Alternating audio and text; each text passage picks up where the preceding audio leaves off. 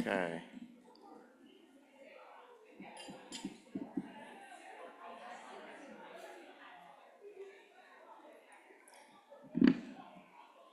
Good morning. Good morning. That's better. Welcome to the 8th Annual New Jersey Watershed Conference. My name is Jim Waltman, and I'm the Executive Director at the Watershed Institute. We're absolutely delighted to be back here at the College of New Jersey for the conference. We're building some great partnerships with faculty here at TCNJ, and I also know there's a number of students from the college that'll be attending today's conference. So we feel like we're home here after just a short period of building partnerships. We're also incredibly grateful that the New Jersey Department of Environmental Protection is collaborating with us on the conference today. Yeah, let's give them some applause. Thank you. So we're really excited for a terrific day of speakers. I hope you all are too. Before I go any further, though, I'd like to ask Pat Haney, who's the Watershed Institute's Assistant Director of Education, to lead a land acknowledgement. When is she, Jim? When is she?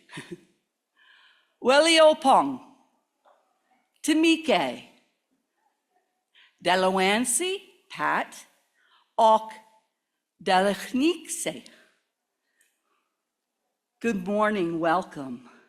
My name is Pat, and I'm speaking Lenape. That's what I just said. And we're doing this as a reminder that the land we are on is known as Lenapehoking. And Lenapehoking is the ancestral homeland of the indigenous Lenape people.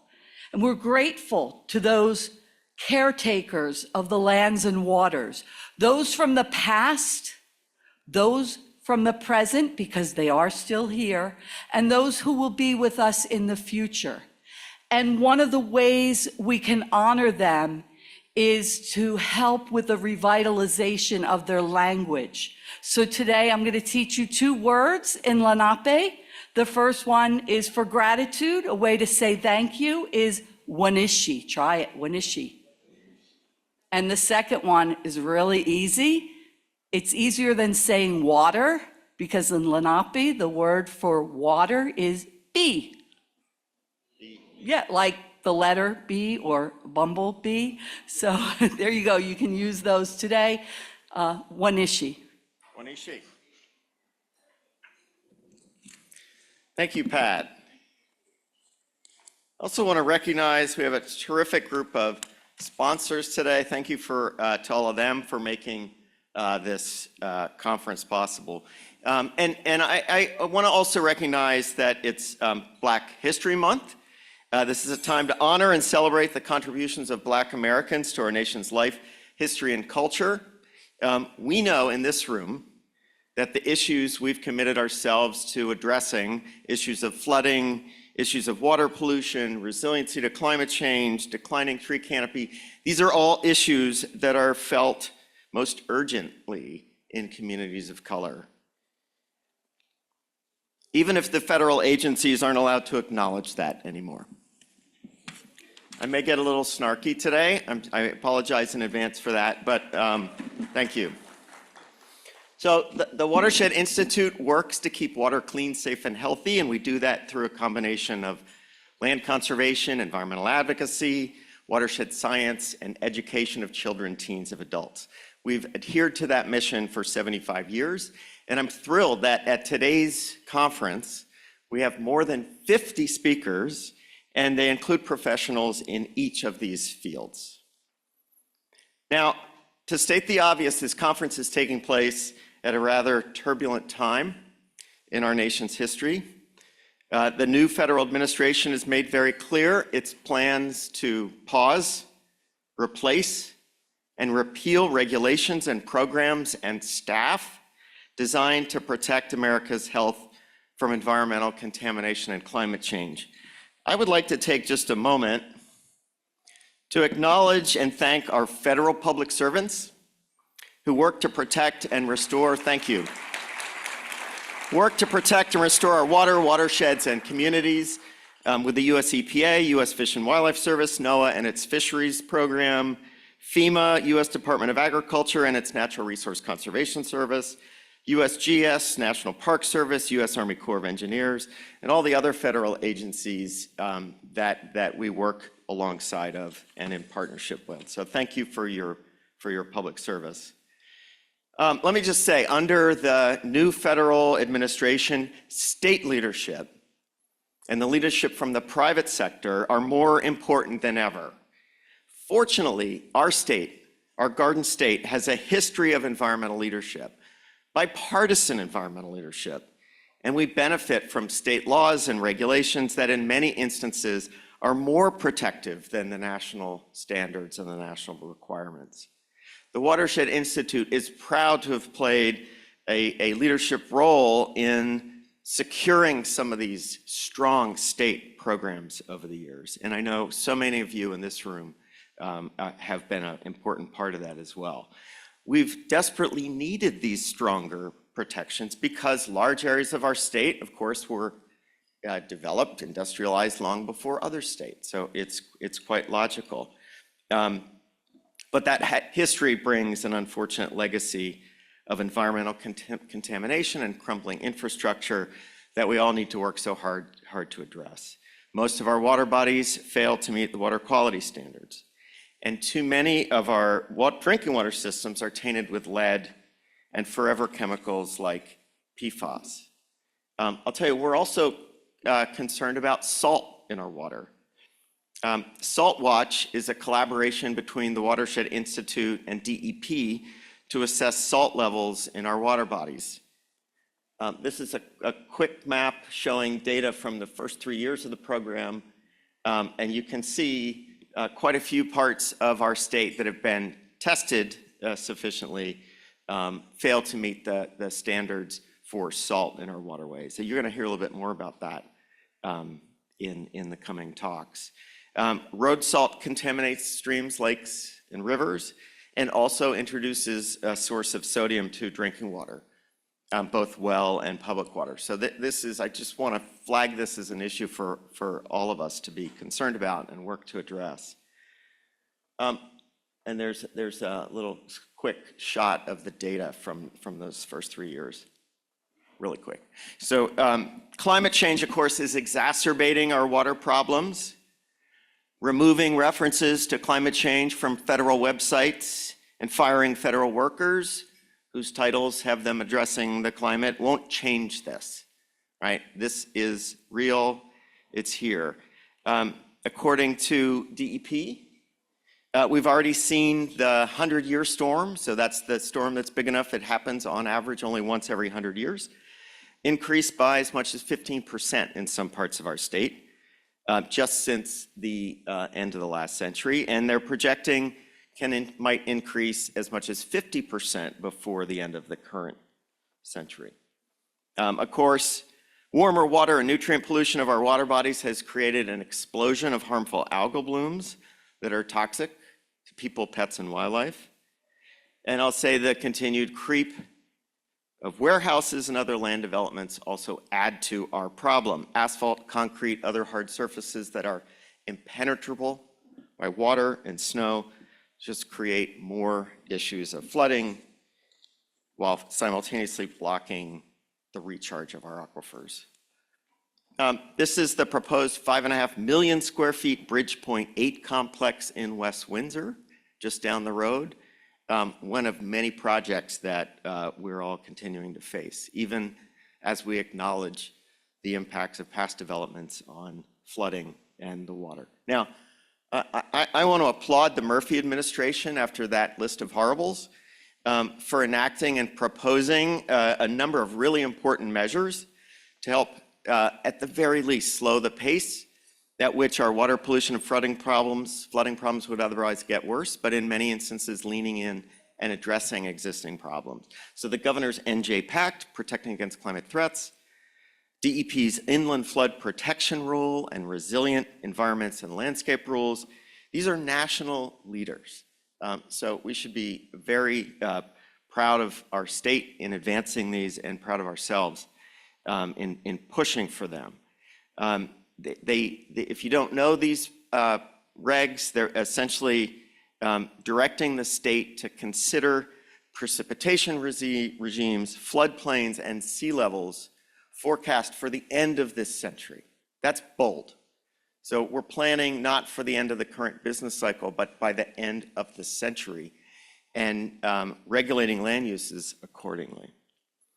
The real rule is still pending, and just to call out, it must be adopted as soon as possible. So if you haven't already, weigh in with our friends at DEP and the governor and urge that rule make it across the finish line.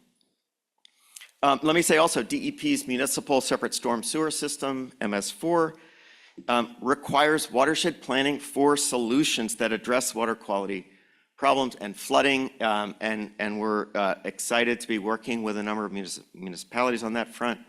I gather we're going to be hearing more about that too from the Twitter over at the DEP table. And let me call out a couple other things. The settlements, many of them from the Natural Resource Damages Program, are providing critical funding for environmental restoration projects, restoring degraded habitats, removing dams, and these are very real and very important projects.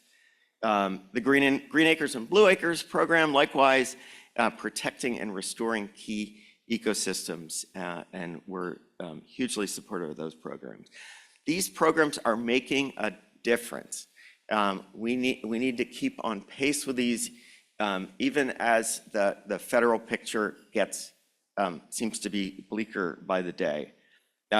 But more needs to be done by the state government, and it needs to be done by all of us to restore degraded streams, rivers, wetlands, and watersheds. It's not good enough to set as our goal to slow the rate of degradation or to stop the degradation. We need to pivot and restore these natural systems. Which brings me to the theme of this year's conference, resiliency through restoration. We believe that environmental restoration is one of the most effective tools we have to build climate resiliency and safeguard our communities. This is just a smattering of restoration projects that all of you are responsible for. We know that through restoration, we can promote natural processes that help absorb stormwater, filter out pollution, and protect our communities. The daunting threats that New Jersey faces can be most effectively addressed through collaboration. So we need to think about these restoration goals and restoration projects involving cooperation across municipal, county, and often state boundaries. We're really excited to be convening and participating in collaborations with municipalities in the Stony Brook watershed, the Assunpink watershed, and the lower Millstone watershed. We think this is a model. We need to work together to advance our goals. As climate change continues to exacerbate our threats, these regional plans to restore watersheds are more essential than ever. Now, let me just say, the work we do together to advance watershed protection and restoration requires many, many talents and many areas of expertise. And I celebrate the diversity of expertise and job titles that are represented in this conference. So we have scientists, advocates, engineers, educators, planners, regulators, attorneys, landscape architects, communicators, community organizers, financial managers, and many others. You're all essential. You're all needed to address these monumental problems. So let me just close by saying that there is terrific work being done in the state of New Jersey through collaboration. I'm glad I have one more paragraph left because I'm losing my voice. I apologize for that. But in all sincerity, we should be very proud of the work that we're doing together, even as the times seem very tough. Let's focus on what we can do and let's continue to make a difference. This will only become more important, of course, over time. So thank you for what you do. Thank you for being here today. Thank you for the great talks that are coming. Let's have a great conference together.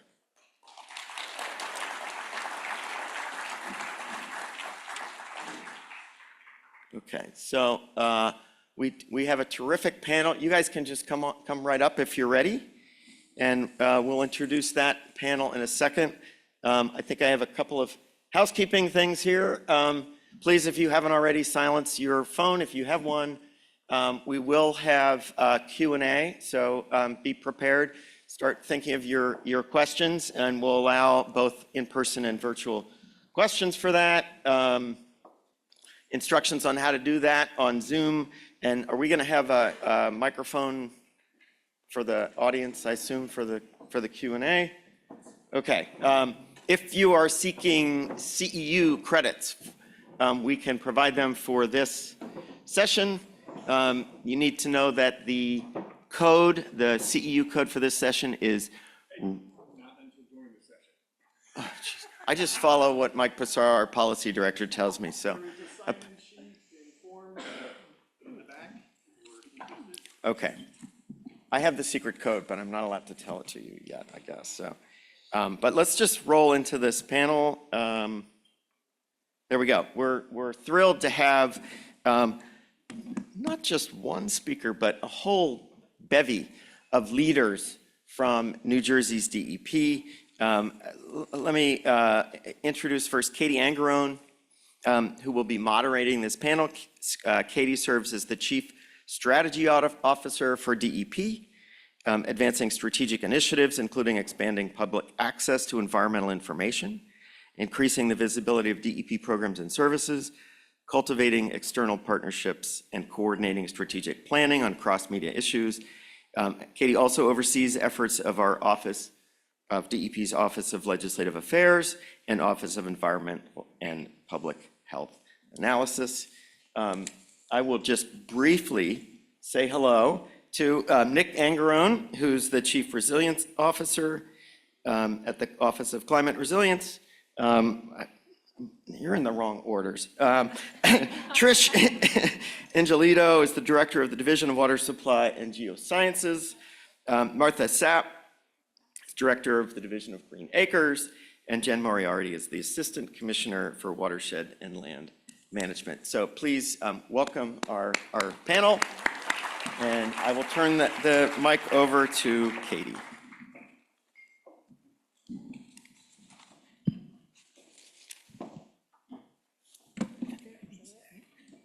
This is to advance? Okay. I take it the big green button means the slide will move. Okay. And that's who I am. All right, good morning. Welcome.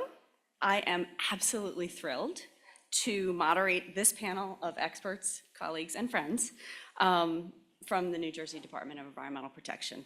And before we begin, I would like to say Wanishi, thank you, to the Watershed Institute, to Jim Waltman, to all of everyone who had a hand in planning this amazing event, both yesterday and today, as well as the many sponsors that joined with DEP to host today. So let's meet our panelists in a little bit more depth. Nick Angerone is New Jersey's Chief Resilience Officer and Manager of the Office of Climate Resilience, as well as the Coastal Manager. As Chief Resilience Officer, Nick coordinates the statewide resilience policy as Vice Chair of the Interagency Council on Climate Resilience. He leads implementation of the statewide climate change resilience strategy and provides guidance and support to our local governments in efforts to plan for and address climate change. And as manager of the Office of Climate Resilience, he oversees the Bureau of Climate Resilience Planning, as well as the Blue Acres Program, and administers New Jersey's Coastal Management Program. Nick also represents our commissioner on the New Jersey State Planning Commission. Welcome, Nick. Jennifer Moriarty is the Assistant Commissioner for Watershed Land Management, overseeing the Division of Watershed Protection and Restoration, the Division of Land Resource Protection, and the Division of Resilience, Engineering, and Construction. And Jen formerly served as the Director of the Division of Land Resource Protection, where she brought a legal-minded approach to the division's management and protection of land resources, water quality, public health, and safety. As Assistant Commissioner, she's overseeing some pretty transformative reforms that we heard about that better protect our communities, our neighbors, and our land resources from the impacts of climate change, while also prioritizing a watershed-based approach. And we also have Martha Sapp. And Martha has been with Green Acres for 38 years, serving as director for the last 12. At Green Acres, she works with her team to acquire land that becomes part of the state system of parks, forests, and wildlife management areas. And Green Acres also, as we know, provides funding to local governments and nonprofits for land acquisition, park development, and stewardship projects. Under Martha's leadership, Green Acres' efforts remain focused on open space preservation and ensuring that we all have close-to-home recreation across New Jersey. And last but certainly not least, Trish Ingelito is the director of the Division of Water Supply and Geoscience and has over 22 years of experience in the water resource management world. She began her career at DEP as a watershed manager in the Division of Watershed Management. And as director, she leads teams working to strengthen New Jersey's leadership in drinking water programs, including the development of the New Jersey Lead and Copper Rule, the New Jersey Water Supply Plan update, and she also addresses emerging concerns such as cyanotoxins associated with harmful algal blooms and 1,4-dioxane. So welcome to our panel. Collectively, we have well over 100 years of DEP experience on the table here. So we're looking forward to a great discussion on increasing resilience in a changing climate. In recent years, the department really has worked to ensure that we are focusing on restoration as much as we are focusing on protecting existing resources. Our emphasis on restoration is an acknowledgement that nature is really the best engineer, especially when it comes to responding to change. And we know that our wetlands, our floodplains, and our forests, they're pretty darn good at reducing climate impacts in a myriad of ways that involve heat, water quality, and flooding. In short, restoration builds resilience because nature is resilient. So for its part, the department is working to address climate in all of its programs, both adaptation and mitigation. Today, we're going to focus on adaptation. And hopefully today, you're going to see that we're doing this work together. You hear an awful lot about government working in silos. That is not the case when it comes to climate change. We do our best to coordinate so that we can really leverage each other's work. And of course, there's always room for improvement. So a part of our goal today is to hear from all of you and to understand what tools and data and resources that you all need that support the challenges that you're seeing in your communities. But before we hear from our panel about their critical work in resilience, I want to make sure we're all working from the same definition of resilience.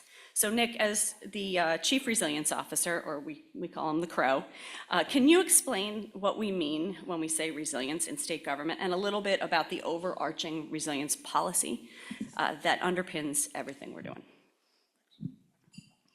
Thanks, Katie. Good morning, everybody. So New Jersey's definition of resilience stems from Governor Murphy's Executive Order 89, which was signed back in 2019. And EO 89 did a number of important things, not the least of which was establishing my position as Chief Resilience Officer and establishing what is now the Office of Climate Resilience at DEP. It also directed the Chief Resilience Officer to develop, and DEP, to develop a scientific report on climate change, right? Bringing home kind of the national, global and national and even regional information and data kind of right to New Jersey's backyards. We released that report back in 2020, and we've issued multiple additional addendums and studies since then that are the basis for everything we do. It is still, I think, the best compendium of scientific information on climate change for New Jersey. EO 89 also established the Interagency Council on Climate Resilience, right? And that council is made up of executive branch departments and agencies tasked with coordinating resilience policy, largely through development and implementation of the statewide climate change resilience strategy. That strategy, which was released in 2021, serves as a policy framework for state departments and agencies to incorporate resilience into their decision-making, right, into every decision that they're making. And it's organized into 6 priority areas, and I'm going to read a little bit here just so I get it right.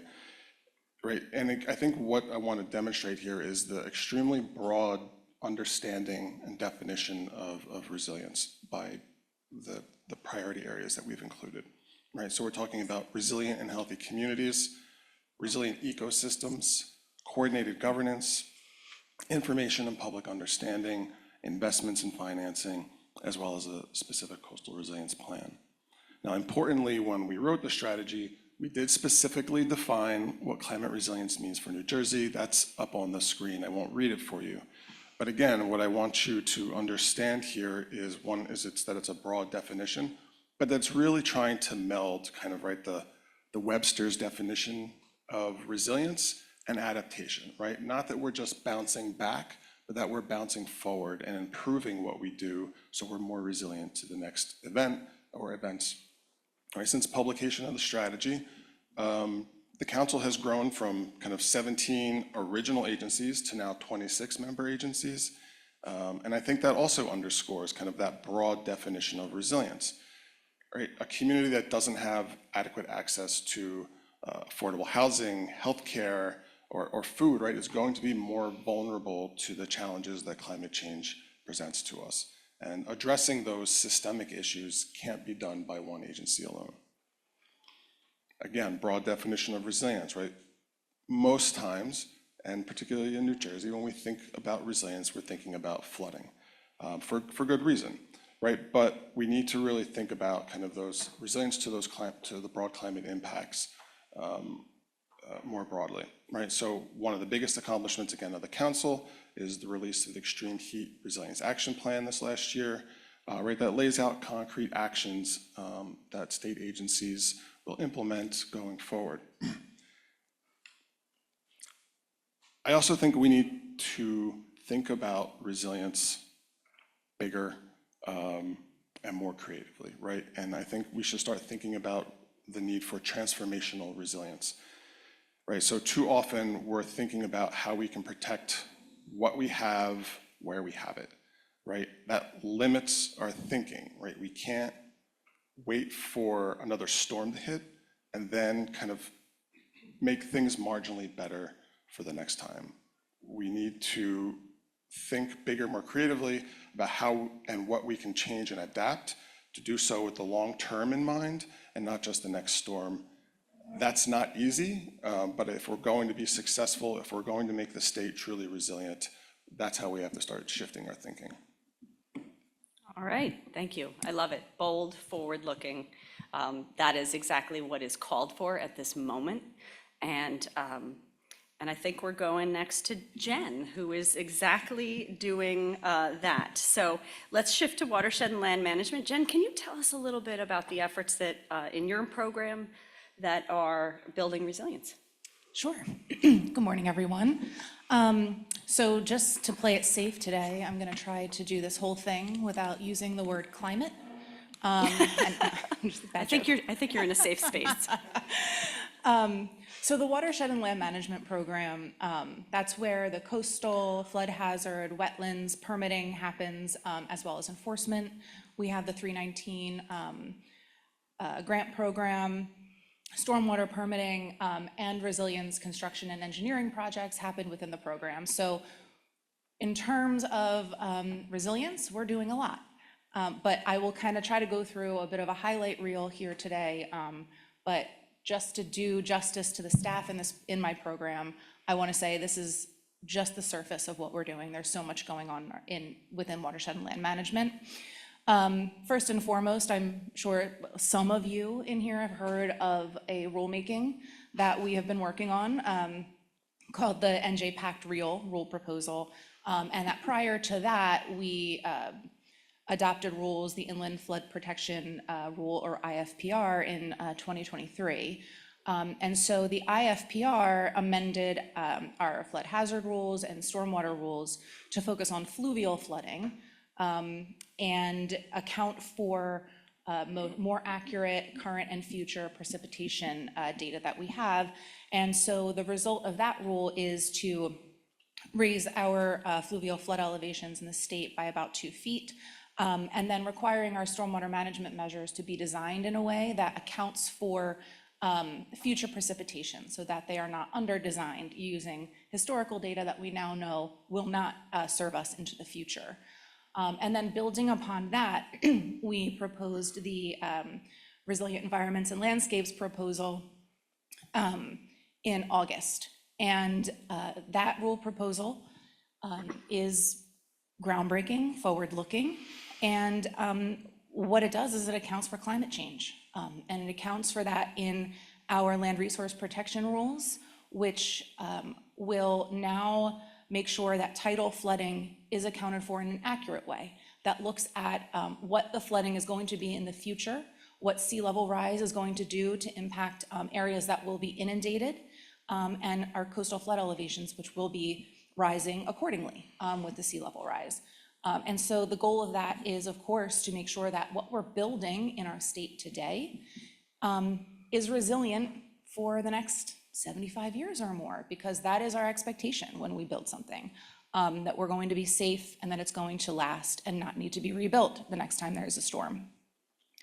And then another huge part of these rulemakings is our stormwater improvements that we have incorporated into the real proposal as well.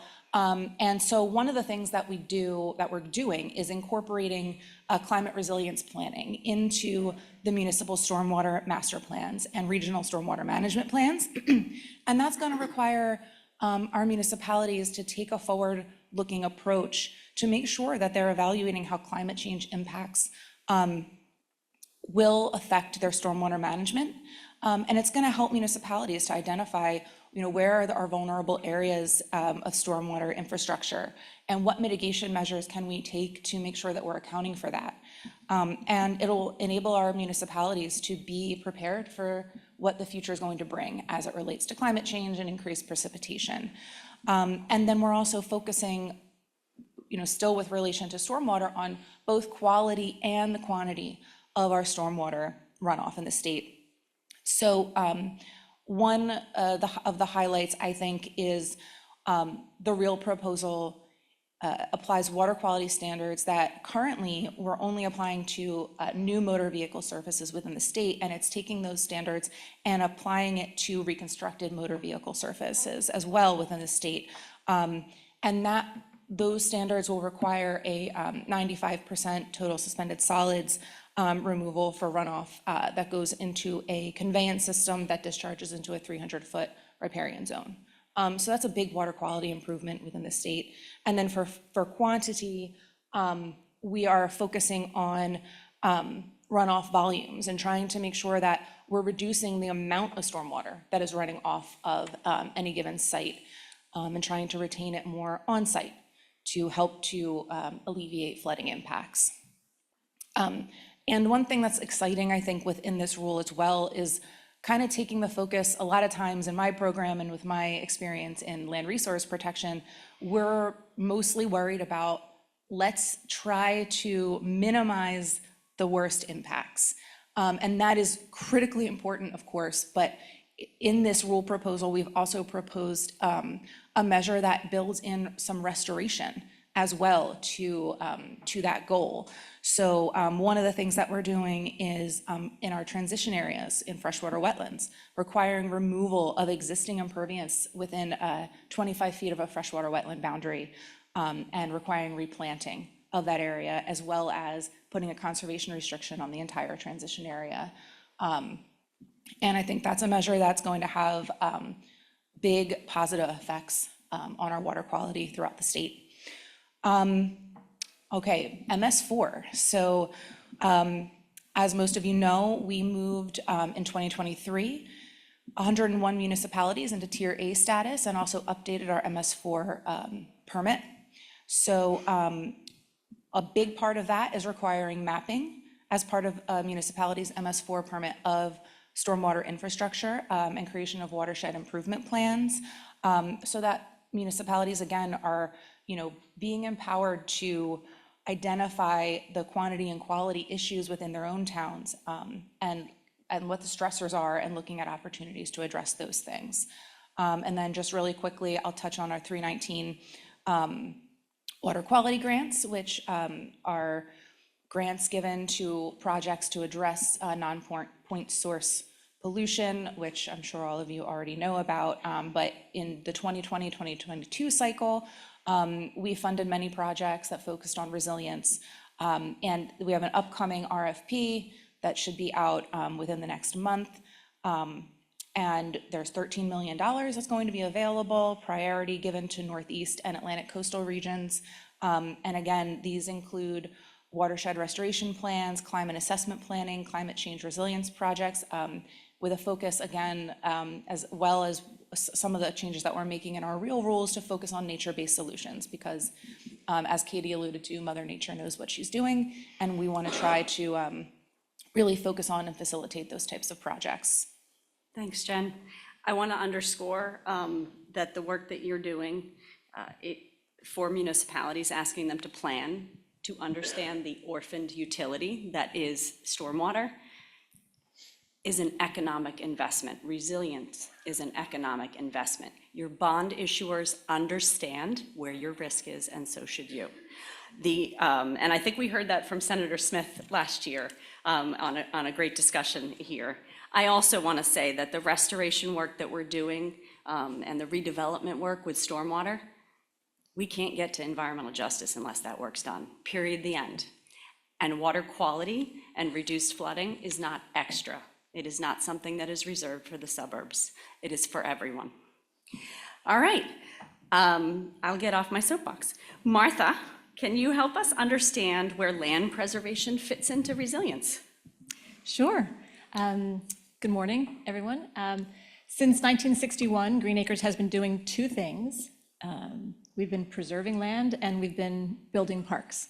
And we're talking a lot today about resilience as it applies to the land.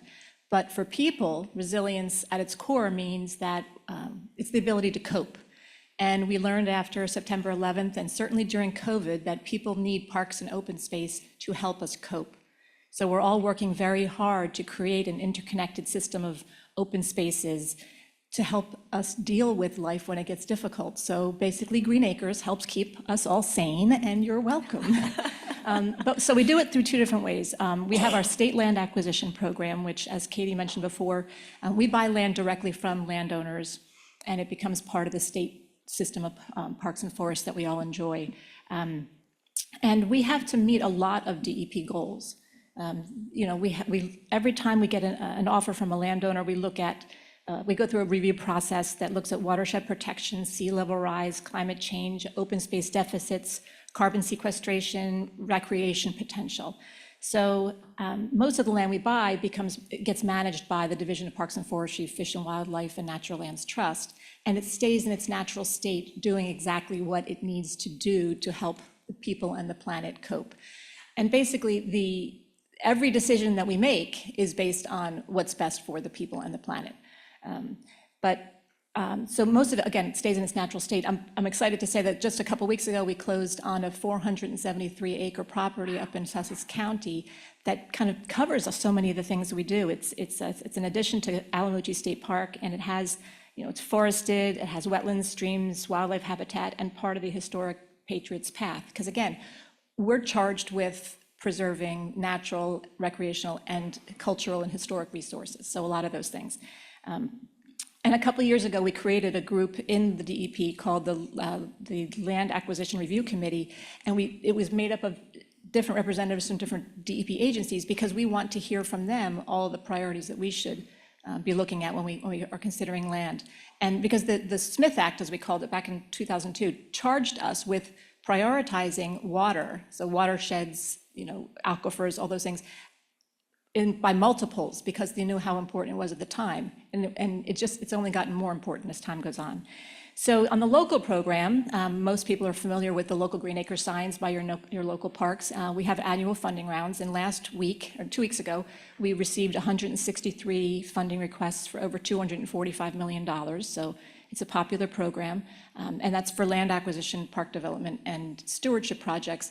And in our planning, Jim Waltman mentioned that our stewardship grants seem to be the best kept secret, and we're not trying to do that. I mean, people are familiar with, again, we fund ball fields, but we also have a special set aside of funding to do stewardship work, which is, and we focus the funding on natural resource preservation and restoration, and that's exactly what it's used for. We can't do regular park development with it, just restoration work. So it is popular, but I guess people don't know about it, so next round, apply for it, because there's lots of money for that too.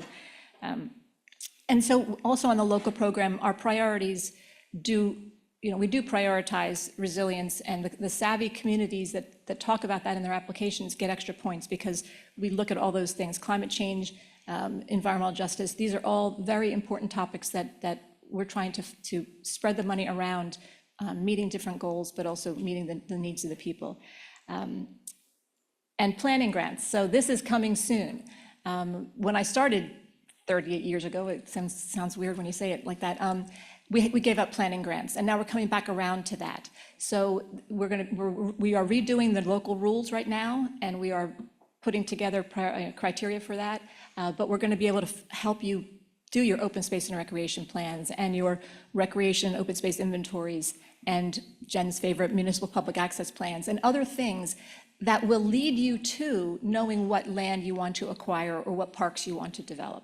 So that's good news coming down the pike, and we're very excited about giving money to you. We love that. All right, thank you, Martha, and thank you for making sure that our drinking water is so protected. I love the idea of a green belt. That's something you hear about in the open space world all the time. I challenge you all to develop your blue belt. Let's think about flooding as we're acquiring our properties, and carbon sequestration and all the things that Green Acres is focusing on. So Trish, much of what we already heard is really done in the service of water protection, for drinking, recreation, habitat protection. And you're knee deep in water. What does resilience work look like for you? Thanks, Katie. And I'm so happy to be here today. As Katie said when she introduced me, I started my career at the department doing watershed planning, and later transitioned to the drinking water program. And you may not think that those two link together, but everyone in this room thinks those two link together, I'm sure. And so I'm really excited to be able to be here with all of you today. One thing that I will say when we think about resilience and what Nick was saying about resilience, when you think about our utilities in the state that are providing us drinking water, resilience means something a little bit different, and then we're adding in climate change to that, right? So our drinking water utilities have always needed to be resilient to storms, make sure they have backup power, to redundancies, to make sure that when they have water main breaks, right? So the idea of being resilient is something that a lot of our utilities have engaged in for many, many years. Our water supply plan is one of the first things that I want to talk about related to that. I always look at, I have in my office, I actually think, Katie, you wrote it. So in the back of my office, there's a whiteboard that has our mission statement for the division, and then it has our priorities. And it was there when the previous director sat there, and I think it's actually in Katie's handwriting, and I've kept it there, and every day I read our mission statement before I sit down and start my work, and there's a component of our mission statement that says, ensuring adequate and safe drinking water for current residents and for future generations, right? And that's resilience, right? That ensuring that we have safe and adequate. And I think what's really unique about our water supply plan, so for those of you who have, anybody who here has looked at our water supply plan? Raise your hand if you have. Oh, that's really good. Wow, well done. Well done. Those of you who haven't, take a look at it.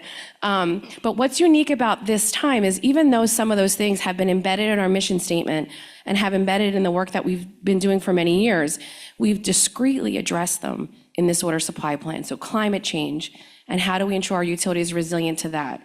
How do we ensure that we're meeting our environmental justice goals?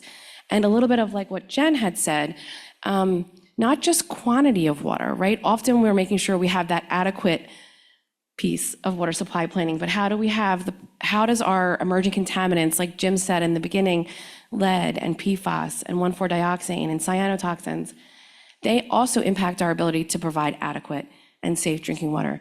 And so including water quality and the thought about water quality into water supply planning is something that we've really tried to focus on and have incorporated discreetly in the water supply plan this time around. So I encourage you to take a look at it.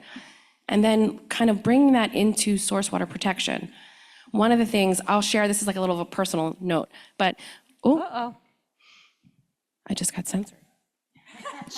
I just got The federal censored. government has shut I you don't off. know. I think we're all off. I think we lost power. I'll keep going if you can hear me. Can you all hear me okay, or should I give it a pause? Thumbs up in the back. Okay. They can't hear you online. Oh, they can't hear me online. Okay, so I'm Tell gonna me give I it a kicked pause. something. I think none of them are live. It's all right. We are resilient. We can do this. We're resilient. We got it. We're also I know. mostly parents, so we can be really loud. Yeah, I can be loud, but I know that doesn't help your online people. So you tell me, Jim and others, if you want me to keep going or give it a pause. Give it a minute. Okay. Wait a minute. All right. Shall we hum some music? I'm gonna ask a question while we're giving it a moment. How many here represent municipalities in some way? Okay, great. Thanks. Yes. How about advocacy or environmental protection related groups? Are we back on? We're back on? I Okay. don't think so. No, Not yet. we're not back on. She's just Sound that for a loud. second. Okay. Yeah, I can be loud. I grew up in Philadelphia, so I'm known for go Birds. There you go. Now we're awake. We could do an Eagles chant if you like, but I know I'm probably too far north for that, so Correct. I'll keep it to myself. I'll keep it. Yeah, that's right. Jen's south of me. We'll give it a pause. But how about how many folks are educators? Oh, thank you for what you do. Educators? Okay, great. That's awesome. It's always good to know who's in the room and who we're talking to. Yep. How many here are Eagles fans? Okay, all right. I just had to check. I know my New York Giants fans. It's been a rough year. We are really being censored. What is happening? Holy moly. I had to mention the Eagles. No, it's as soon as you said, take it personal, the whole thing. I did. I said I'm going to take a personal note, and everyone was like, "Oh no, don't get personal, Trish." Oh, this is funny. Jim, I think we're going to run over for this session a little. I'm okay with going on. No, or we have can- another I mean, I round. don't know. There's a few things that we wanted to.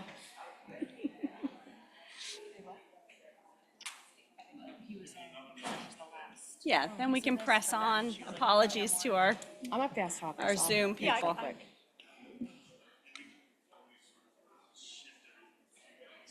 Okay. We'll try to make up time. We'll try to make up time. Yeah. How much time do we have? What do we tell? Oh, that sounds promising. A test. No, Test. it happens. We got to be nimble. It's on, but it's not connected.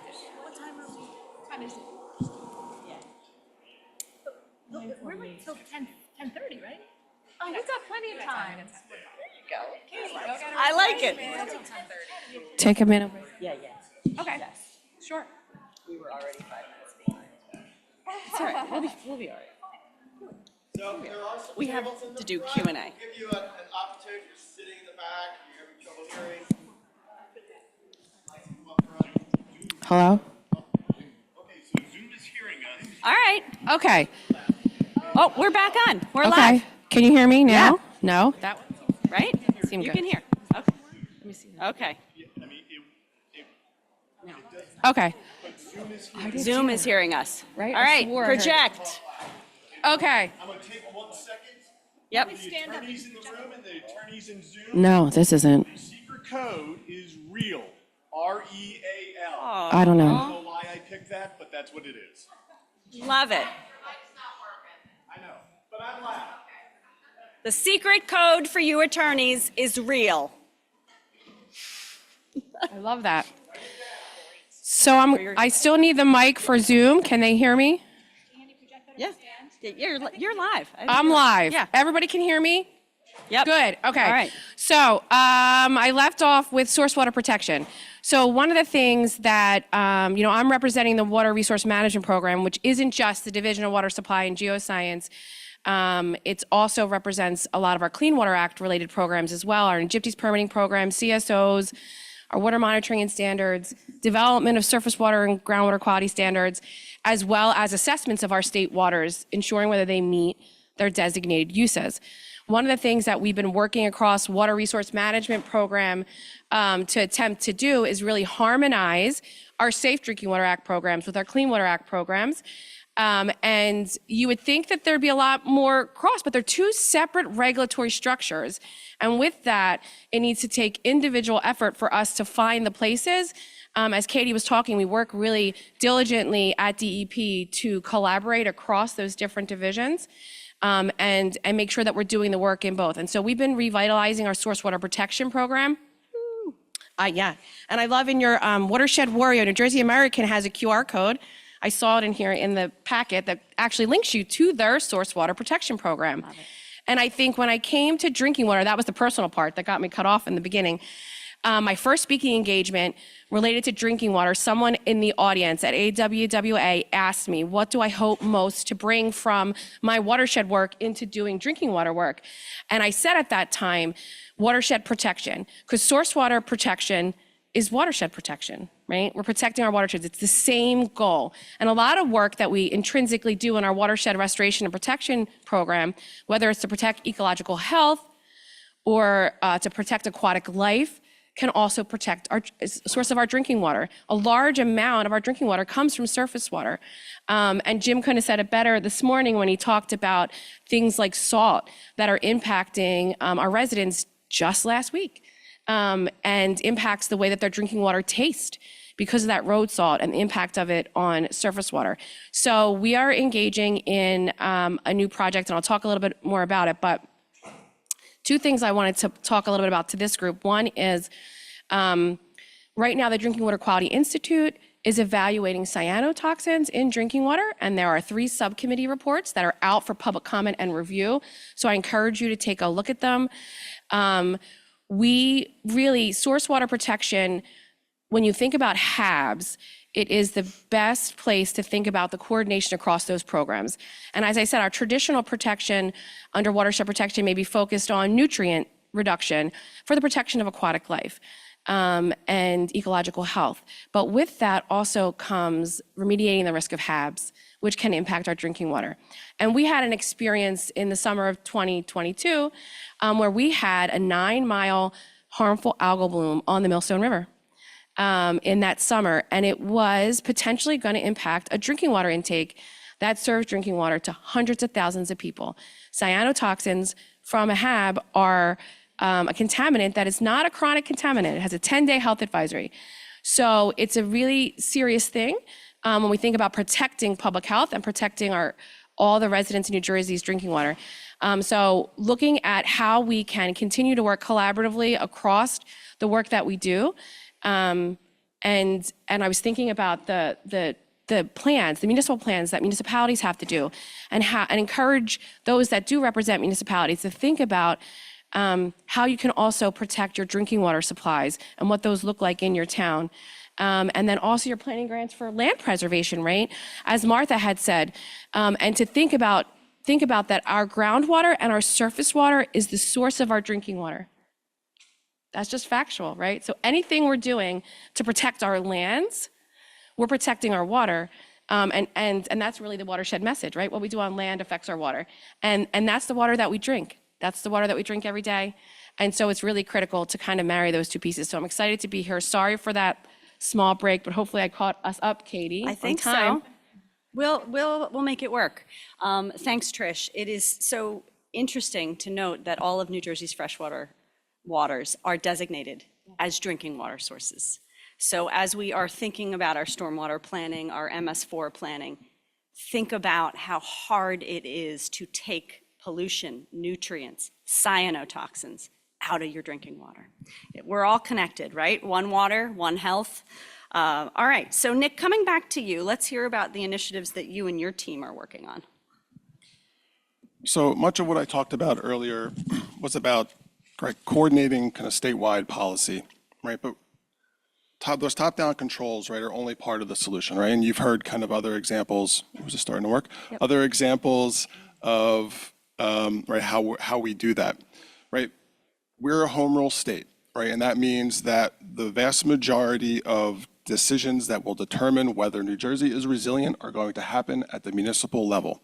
And so that is why one of our biggest priorities, again, across the DEP, is to provide our local governments support to make those decisions with a full understanding of their climate risk.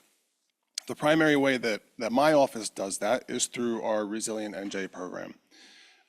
Through Resilient NJ, we pair multi-municipal regions and sometimes individual municipalities with a qualified consultant team, and together with extensive input from the community, right? Really key to think about this as a kind of a community-led process. They develop a detailed risk and vulnerability assessment. Yay. A vision for how they want their communities to respond to those vulnerabilities, and ultimately a resilience action plan, right? And that resilience action plan, action being the operative term here, right, is the framework for local decision-making around new projects, policies, and programs that address resilience. Now, of course, as much as we'd like to, we can't provide that level of assistance to 564 municipalities. So we're trying to build out our tools, guidance, and resources to help local governments plan for climate change effectively, kind of on their own.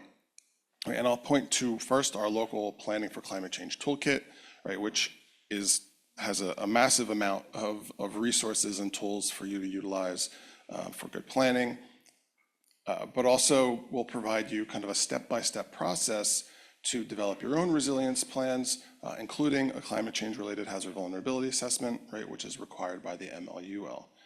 Most recently, we've issued or launched a climate resilience funding directory, right? And this is to allow you to search for open funding opportunities that match your resilience needs, regardless of kind of where you are in that kind of spectrum from project identification to implementation. Right? I'd be remiss if I didn't mention our work with communities through Blue Acres, our state's nationally recognized voluntary buyout program.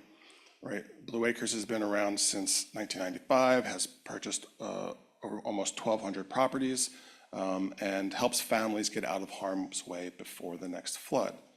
Right? In order for our local governments to be on board with something like buyouts or multi-year resilience planning processes, right, the community needs to be on board, right? And so it's important to understand vulnerabilities and climate risks and to communicate them effectively. Through the New Jersey's Coastal Management Program, which is funded by NOAA, we're able to do some of that risk communication work. Right? And I'll give you two examples. So first is we run a community-based arts program, right? And that's in partnership with New Jersey's Arts Council.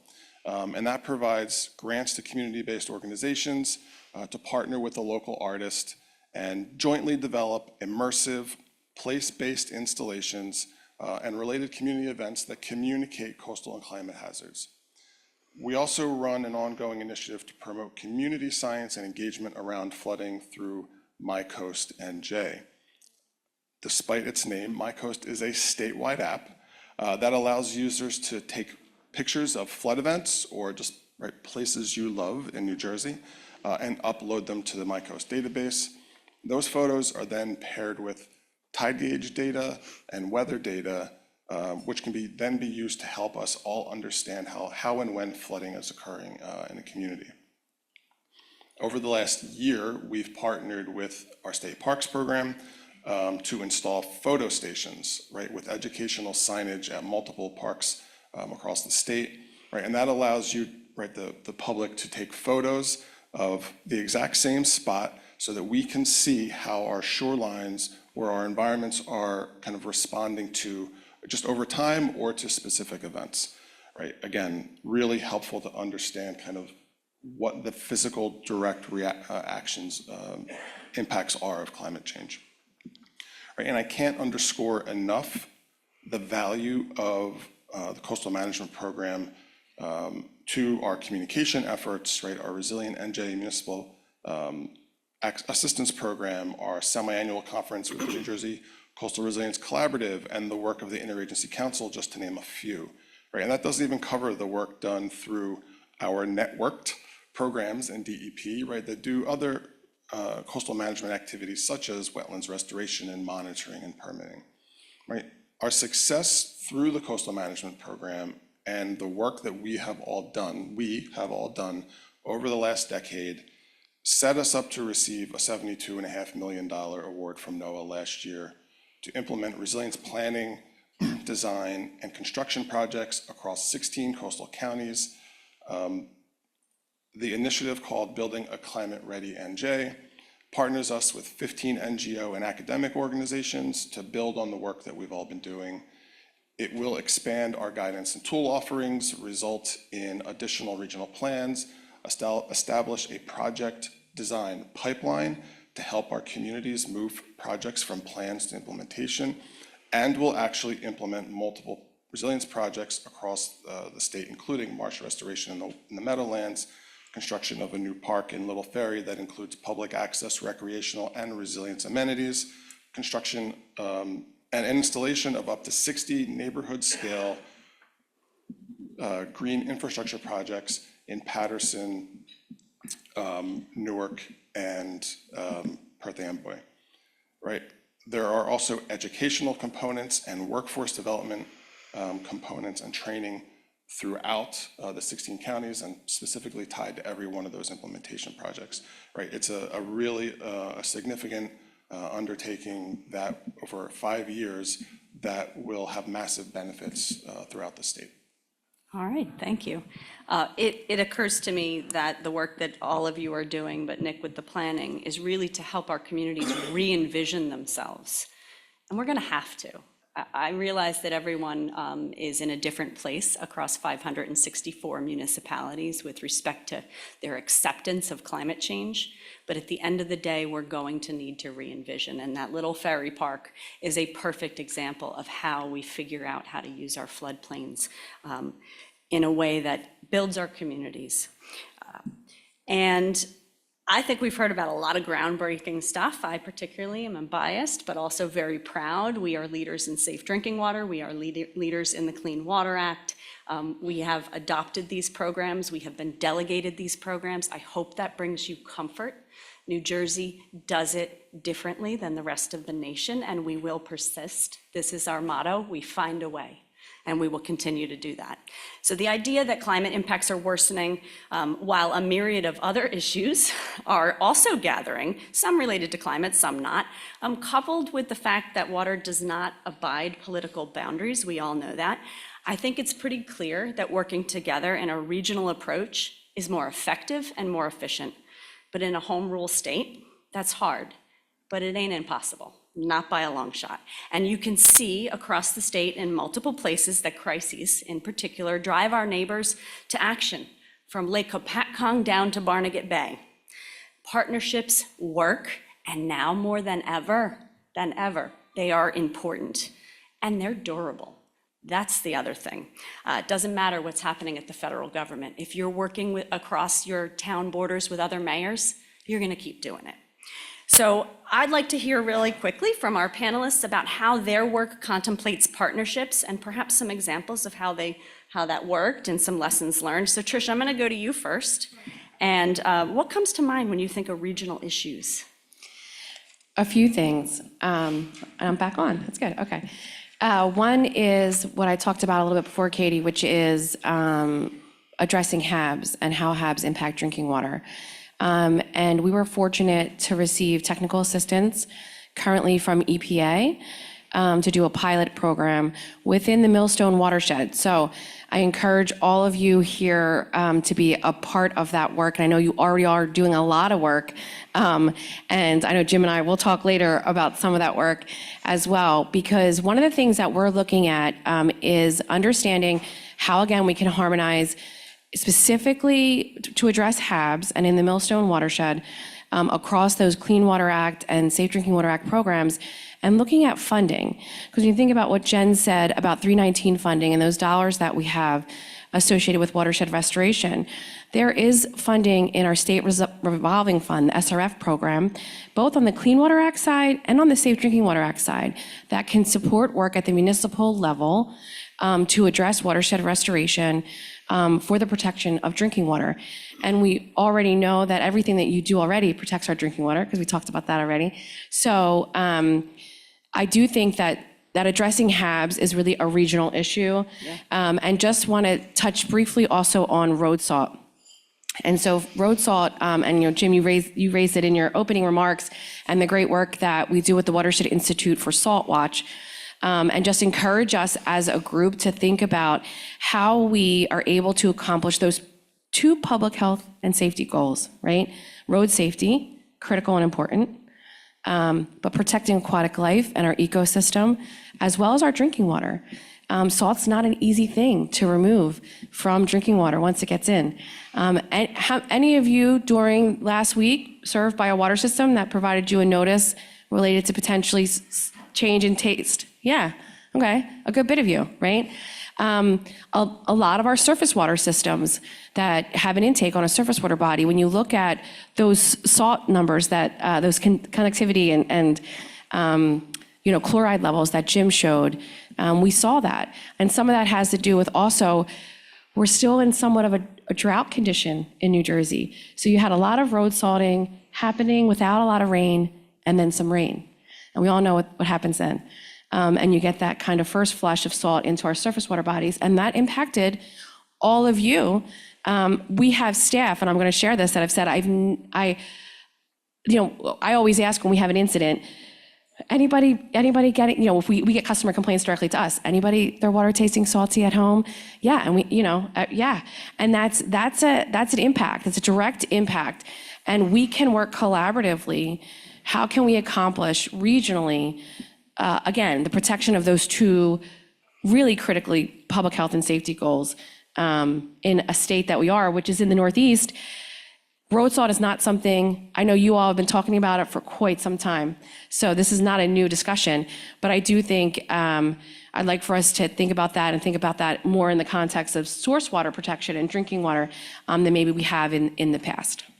Thanks, Trish. We can solve hard problems. We should reject false choices, safe roads versus clean drinking water. It's not real. And if I recall correctly, our environmental trends that we have displayed and have been doing for 20 years, chloride's one of the only ones where we're not headed in the right direction. Yeah, we see increases. So, all right, thank you so much. Jen, how will your rules and grant programs that you administer help with regional efforts?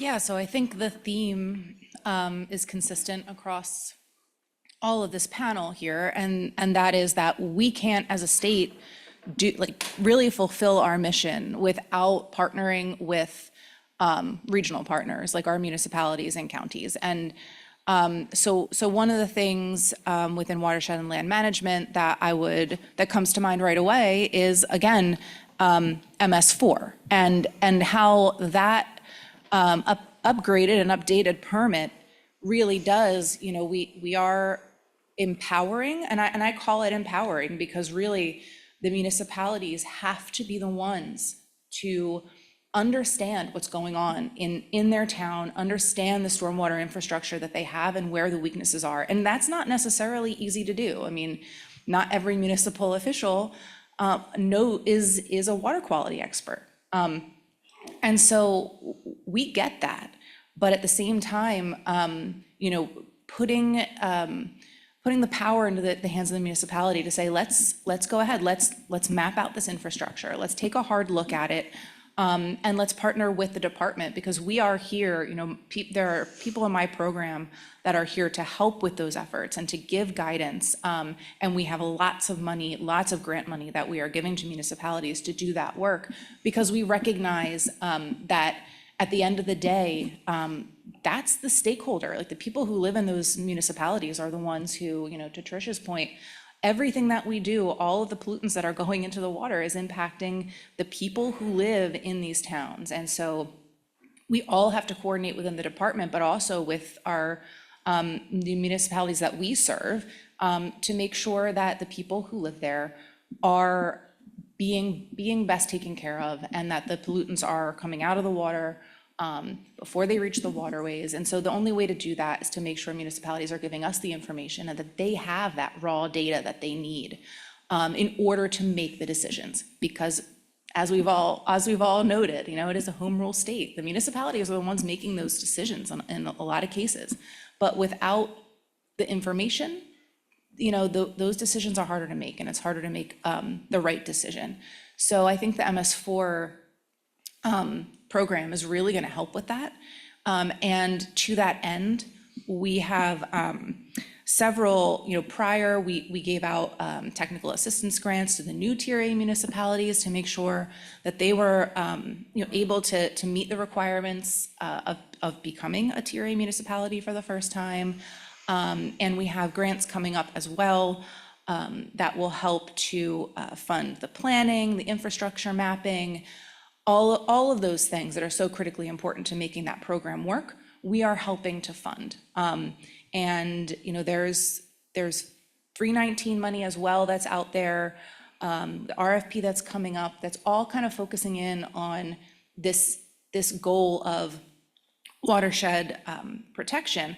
But again, if the municipality and the people who are applying for those grants don't necessarily know the exact source of what the stressor is and where it's coming into their waterway, it's a lot harder to choose a project that's really going to be effective at eliminating that and alleviating that stressor.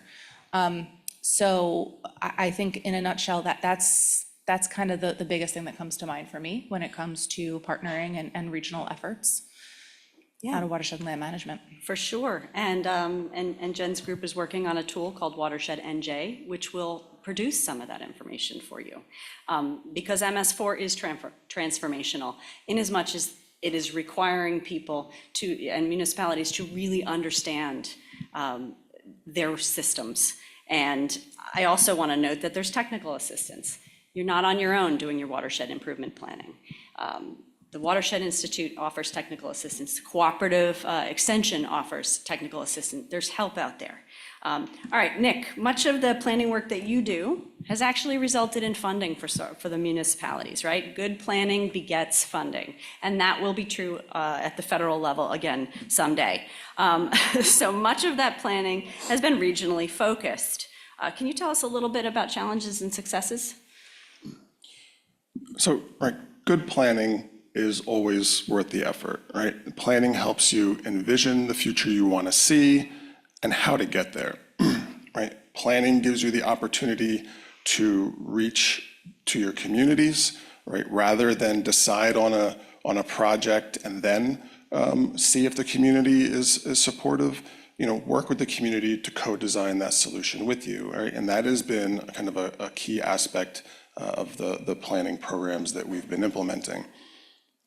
To Katie's point, right, our Resilient NJ planning efforts in over 40 municipalities right now have resulted in over $25 million of additional federal funding to actually implement the projects and activities included in that plan, right? That's exactly how we want this to work.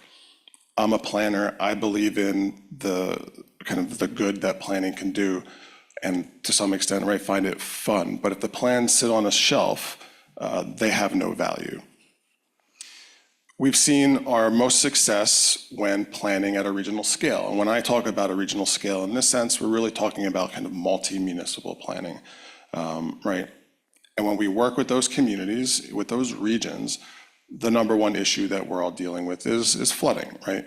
And as Katie noted, Katie is stealing some of my lines here, right? Flooding doesn't stop at the municipal boundary. And so while we kind of focus on kind of the decision-making at the local level, we want to kind of approach that from a regional perspective. And when we do our actual modeling for the flooding, we want to do that at a watershed scale, right? So planning at a regional scale, however you define it, right, recognizes that while the physical world doesn't necessarily obey lines on a map, it does result in improved coordination instead of competition, and efficiencies instead of duplication of effort. Right, but we also know that doing that level of planning requires a lot of time, effort, expertise, and funding that isn't always available, right? Which is why we also develop kind of those tools, right? The toolkit that I mentioned and the resilience funding directory. And while we do our best to support regional planning and project implementation and kind of local decision-making through the Resilient NJ program, we have to recognize that New Jersey is almost wholly reliant on federal funding for its resilience projects throughout the state. And worse, most of that work has been through federal disaster funding, right? We're still working on using Sandy funds to this day, and most of the majority of other pure resilience work is from the disaster funding from Tropical Storm Ida. And so I ask you, this is maybe hopefully some rhetorical questions, but right, is that really the way we want to work? Do we want to wait until after the death and disaster to start investing in resilience? Should we wait 10 years for the Army Corps to do a study and then tell us we don't have the right cost-benefit ratio to implement the projects they've been working on? Anyone here want to wait for this federal government to come and save us? Or should New Jersey invest in its resilience beforehand?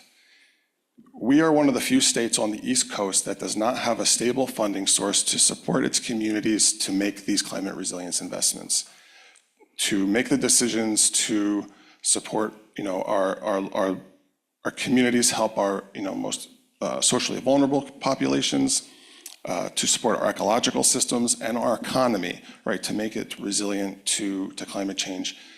And New Jersey needs its own stable source of funding to support the investments. Katie made a point to say this, it is an investment in how we make our state more resilient going forward. All right, thank you. And I'm going to add one rhetorical question.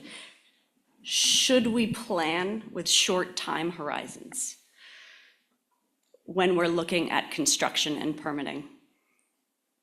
Picking buildings up in 20 years is not feasible. That is why the rules that we are looking at go to the end of the century. Incremental approach does not work when you're talking about construction. The buildings I know of don't have legs and can't pick up and move. Anyhow, again, I'll get off my soapbox. Martha, whether it's source water assessment, resilience planning, watershed planning, all of these efforts have one thing in common. They require that we set some land aside to provide natural services, either being restored, managed, or enhanced. And we can't get around the fact that more water, more heat is going to require more land in its natural state.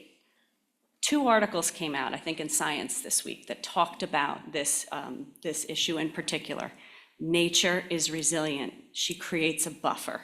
So we need your good work, and the good news is you have money. So can you give us some examples of communities working together or even state agencies towards this goal? Sure.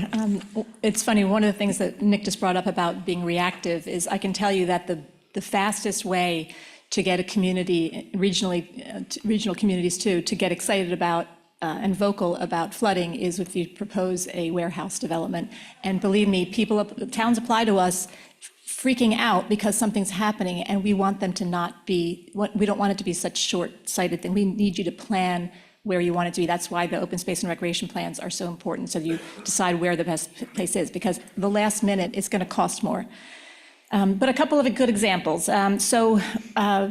I'll just say Hoboken's a good example. Everybody knows Hoboken is a bowl, so when it rains, the water just sloshes around and stays and causes chaos. So they've been forward-thinking, and they've created, actually they call these resilience parks.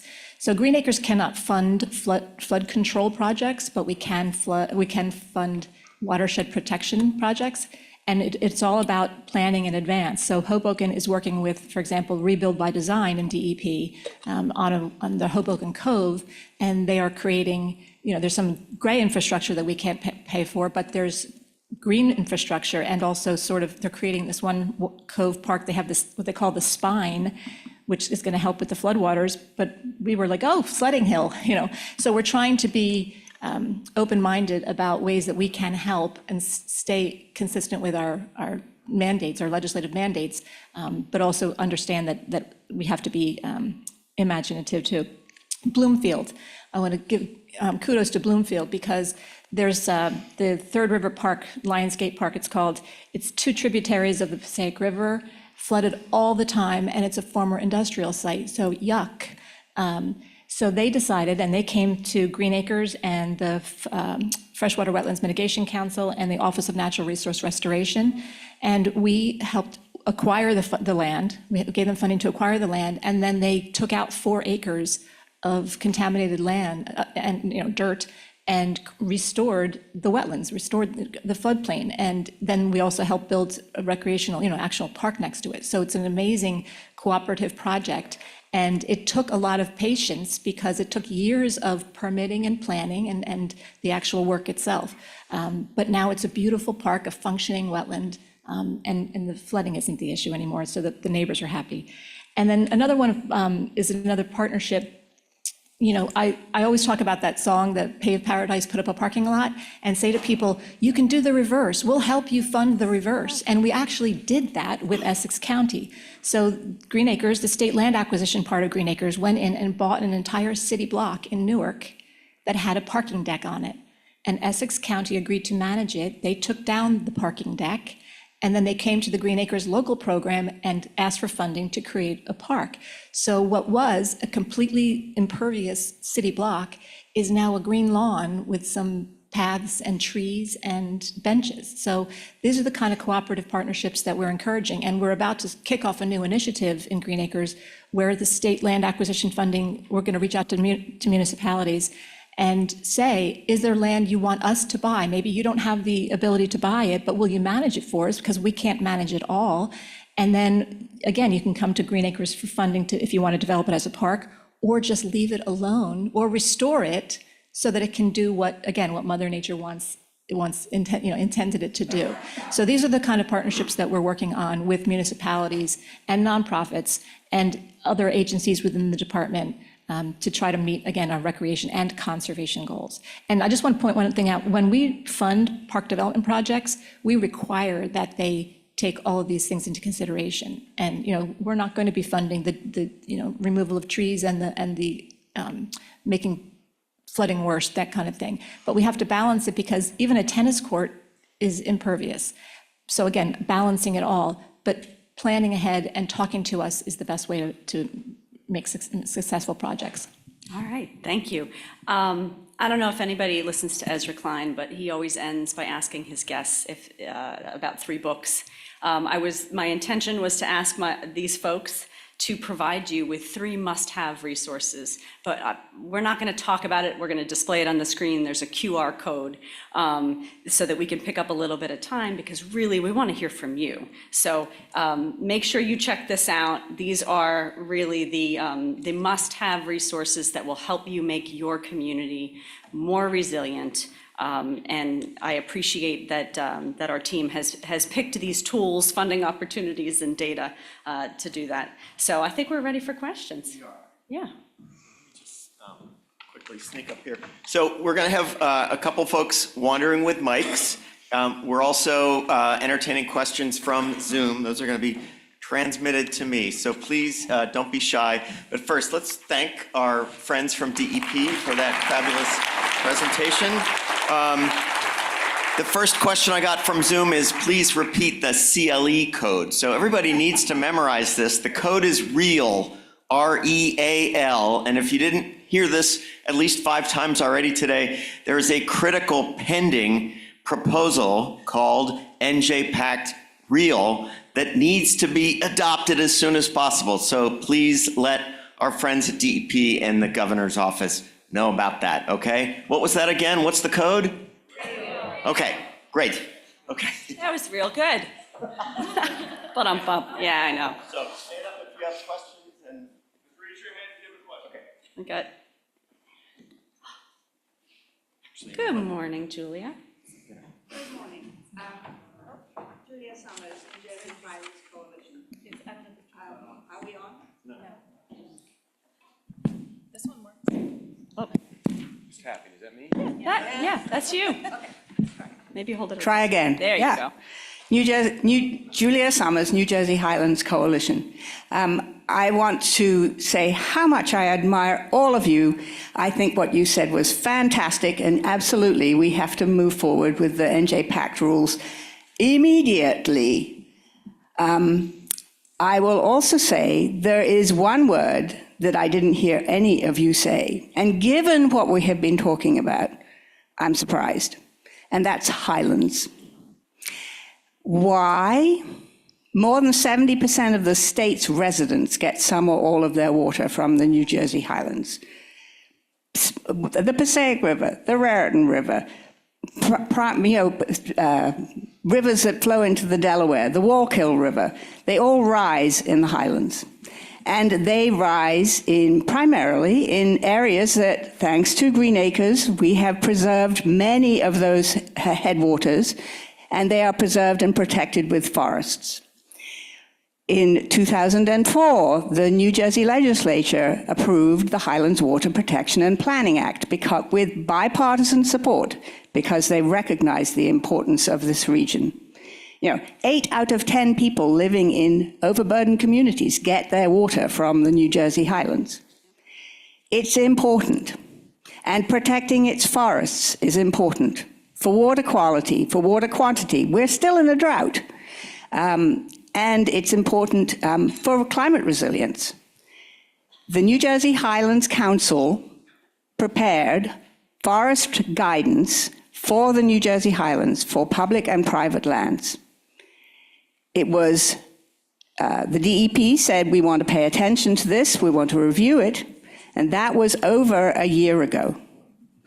Please, can you give me any assurance that it is going to come back to the Highlands Council so that it can be implemented as soon as possible? I can give you an assurance because I heard the commissioner say just the other day that it is under review and that we are taking a hard look at forestry across the state this year. It's on our to-do list. So thank you for raising it, and I swear Highlands and Pylons were in my remarks, but I had to shorten them because of the mic debacle. Of course, both regions are critically important. Hundreds of thousands of people drink from these areas. So thank you, Julia. Well, it's been under review for quite a long time. I know. Mm-hmm. Government is, we got a lot going on. Thank you. Thank you. Hi, thank you. Andrew Lloyd for Mercer County Planning Department. I'm just wanted to ask about the road salt. I'm noticing sometimes you see the brine lines on the road, and then you see the rock salt. So I don't know, I didn't look into this. I just figured I should ask you guys. First of all, is the brining a lot better, like in terms of the impacts on and if so, what would it take to transition the machinery to use that across the state?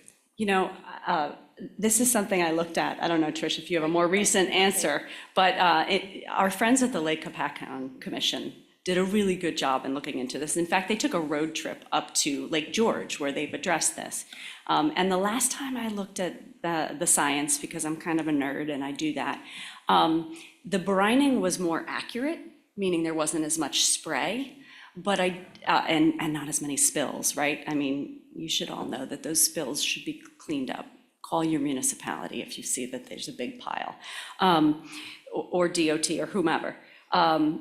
Those sorts of things don't happen with the brining, but I don't think that there's particularly good science on generally the amount of salt one way versus the other, but we should look into it.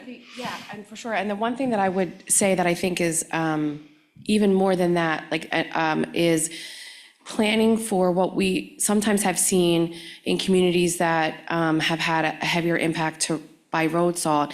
It's where they have a county road and a municipal road and a state road that are coming together and everybody's salting it. Okay, it's getting salted 3 times because that intersection. So I would just pose back to one of the things that I think would be a really great regional planning effort is to coordinate between when it's a municipal, county, state-owned, and who's actually responsible for salting it, so that we're not doing like you said, that idea, when Nick said, I thought, that's what made me think of it, Nick, when you said, planning allows us to be more efficient and not duplicate efforts. And so that's a takeaway. I don't know anything more than what you shared about the science, but I would share about the planning, and not duplicating or salting a road more than once, and coordinating with your partners when you have a multi-faceted ownership situation. And what a great study it would be to figure out if one is a little cheaper, right? I'm also a local official, so is one cheaper than the other? That might be a critically important point. Yeah, thank you.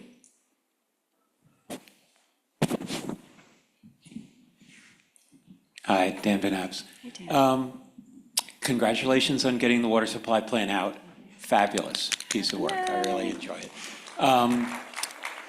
With regard to resilience, sea level rise, increased storms, fluvial flooding, all of these sort of things are going to have an enormous effect on gray infrastructure.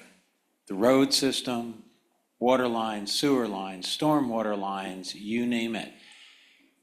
And so that's going to create additional stresses. I'm curious about the coordination within DEP and between DEP and, for instance, DOT and the metro planning organizations and so on, of thinking way ahead for infrastructure and thinking, well, how do we need to reconstruct our infrastructure in a way that in 2100 it's going to be meeting the needs of that time period?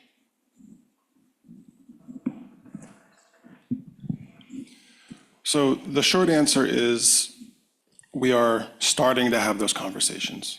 And the longer answer is we're not there yet, right? The Interagency Council, right, that I talked about has been meeting virtually every month since December of 2019. And, we're now, I said, right, 26 agencies and departments that are very diverse across kind of the size of the departments and kind of the issues that they focus on, to their understanding of, the issues. And so kind of where, in some cases, those agencies, including DOT, for example, have an office, right, that specifically focuses on some of these issues. In some cases, we have agencies who still are struggling to even understand how this affects them and what they should be doing about it. And so kind of, right, we're talking about the issues, we're trying to ensure that the agencies not only kind of understand kind of what the impacts to their constituencies and their stakeholders, but also to their physical assets, what they are and what they can and should be doing about it. This is not a cop-out, but I will say, right, it is a transformational change is not easy. And, where I think we are making progress with a number of those agencies, some are moving perhaps a little more slowly than at least, I think we should, right? This is what I do all day, every day. So I think we should be focused on this all the time. But, I think there's now a good understanding that we need to address this issue, that we need to think longer term, and that we need to incorporate that climate resilience into all of our decision making. But we're not as far along as I think that we need to. And I don't want to speak kind of for every type of infrastructure or every agency, but we have a lot more work that we need to do. But I think kind of, the resilience planning that we look at, kind of the regs where we're looking at kind of, right,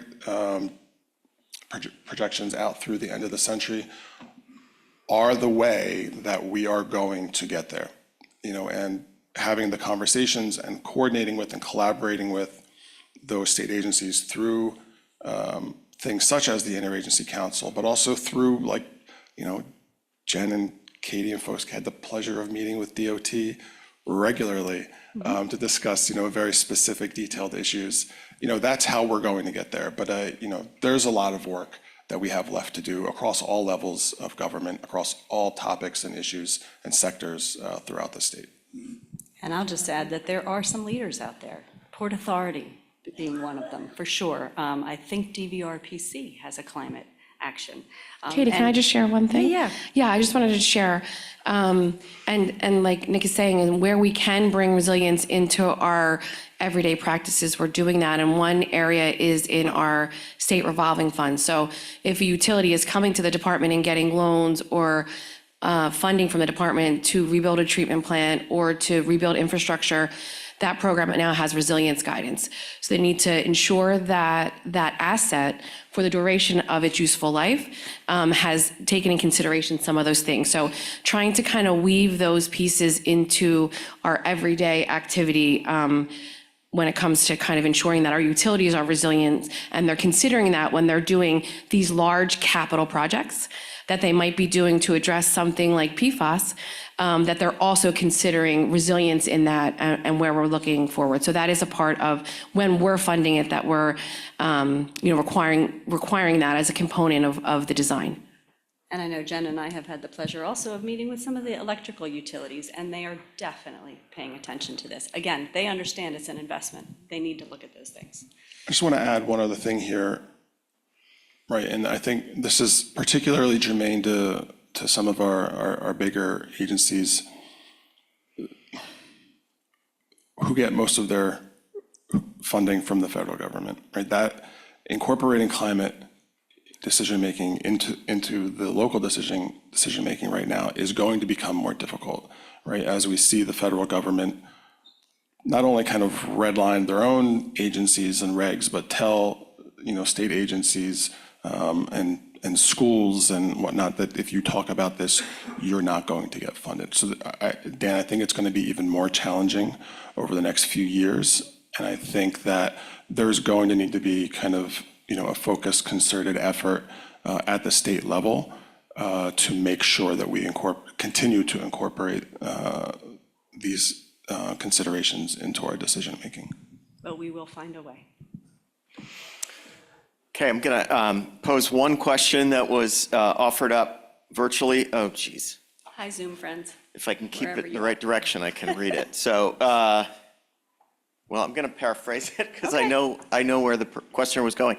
The question addresses the issue that some towns have had seeking approval or permission to build resiliency projects within parks or other lands preserved with Green Acres funding.